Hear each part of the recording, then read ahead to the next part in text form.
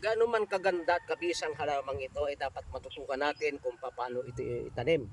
Ang gagawin nyo ay ipuputulin nyo, pero huwag nyo puputulin yung may bulaklak na.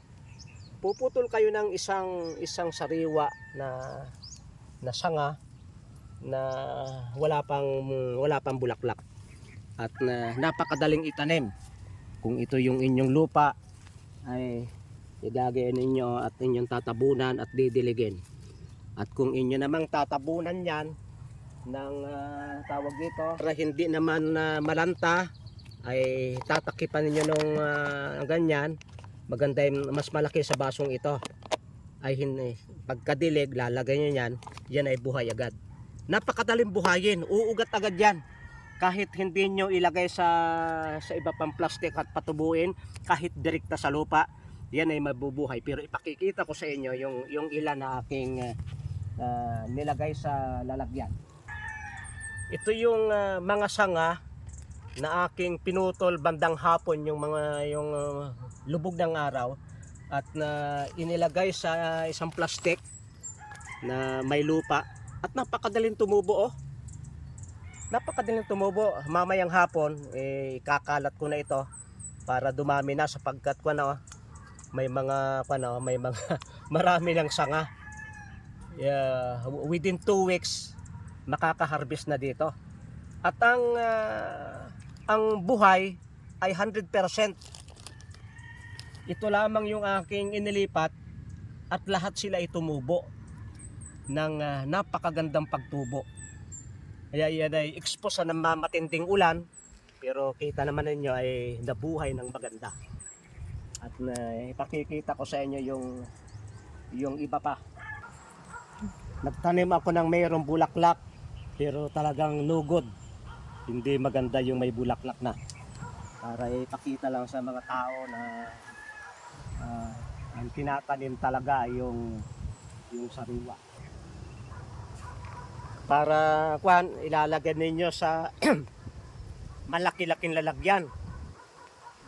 Pero pag napansin ninyo nabubulaklak na, agad ninyo, tatanggalin agad yung mga talbos para maging sariwa, maging bata uli siya. Huwag yung iintayin na lumabas yung bulaklak. Kaya ito mamaya ipupruning ko na ito. Ang pagkuhan ay gagayin lang nyo.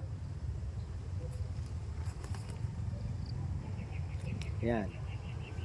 Kung gusto niyo na hindi agad maging mature. Yan. At pagka pinutol niyo yan, lalago yan ng husto. Mas maganda dito na pinuputulan talaga. Pinupruning at yun magagamit na ninyo kung iipunin niyo yung pinagputulan. Ang pinagbulan nito ay 2 puno lang. Nakabunot ako doon sa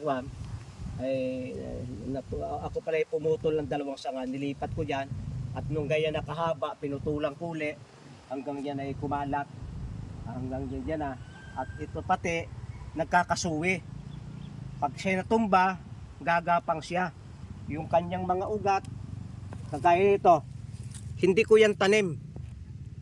Baka yan ito, hindi ko yan tanim. Para siyang sumusuwi, parang kawayan na naglalabong. Hindi ko tanim yan. Kaya magtanim lamang kayo ng ilang puno, ay pagkaraan ng ilang panahon, gagapang na yan. Malaki yung kanyang gagapangan. Kaya ang pagkontrol, bubunutin mo naman kapag masyadong maluwang na. Magandang itanim yung ganyan sapagkat mayroon ng mga ugat. Mas madali siyang mabuhay.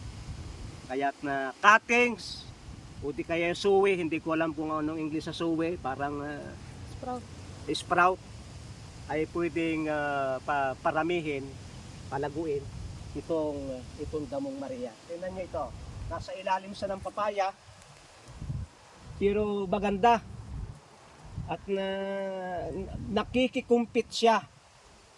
Basta masikatan ng konti ng araw, pagtaas ng papaya, tataas din yan. Maganda rin lalagyan mo ng kakompetisyon para siya'y gumapang, para siya'y umakyat. At ang pagpapaakyat niyan, tatanggalin mo yung mga unang sanga at yan hahaba ng mahaba. Pagkatapos ay saka mo na uli pasigulin. Pwedeng pahabain yan, pwedeng pagapangin yan ng mahaba sa trile, sa balag. Kaya tinuruan ko kayo ng technique kung paano paramihin itong napakahusay na gamot na damong Maria o Kamaria o Magwort. Maraming salamat sa inyong pagsubaybay sa Natural Wellness ni Pastor Vito.